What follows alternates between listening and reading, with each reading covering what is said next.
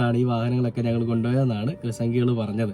നിങ്ങളുടെയൊക്കെ മെഴുകല് എവിടെ വരെ പോകുന്നുണ്ടെന്നുള്ളതും നിങ്ങളുടെയൊക്കെ മെഴുകലിന് പറ്റിയൊരു സ്ഥലമല്ല ഇതെന്നുള്ളതും ഇതുകൊണ്ട് നിങ്ങൾ മനസ്സിലാക്കിക്കോണം. കാരണം ഇത് കേവലം ദുൽഖർ സൽമാൻ എന്ന് പറയുന്ന ഒരു വ്യക്തിക്കെതിരെ, മമ്മൂട്ടി എന്ന് പറയുന്ന ഒരു വ്യക്തിക്കെതിരെ മാത്രം അഴിച്ചുവിടുന്ന ഒരു അക്രമമാണോ എന്ന് ഞാൻ ചോദിച്ചാൽ ഒരിക്കലും അല്ല എന്ന് നമുക്ക് പറയാൻ സാധിക്കും. കാരണം ഇത് മുസ്ലിം എന്ന് പറയുന്ന ആ ഒരു വിഭാഗങ്ങൾക്കെതിരെ തന്നെയാണ് ഇവരുടെ ഈ ഒരു അക്രമം അഴിച്ചുവിടൽ.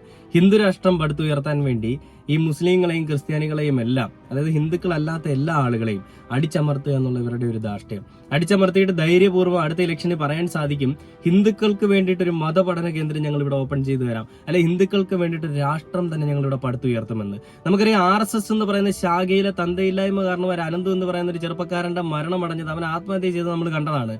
അതും ഇതേ ഹിന്ദു രാഷ്ട്രം പടുത്തുയർത്തണം എന്ന് പറയുന്ന ആളുകളുടെ അവരുടെ ഒരു കടന്നുകയറ്റം കൊണ്ടാണ് സംഭവിച്ചത്. ഇനി നാളെ ഇതേ ആവശ്യം ഉന്നയിച്ചുകൊണ്ട് ഇലക്ഷൻ വരുന്ന സമയത്ത് വോട്ട് അഭ്യർത്ഥിക്കാനായിട്ട് തെണ്ടി വീടുകളിൽ വരുമ്പോൾ നിങ്ങൾ ആദ്യം മനസ്സിലാക്കേണ്ട ഇതാണ്.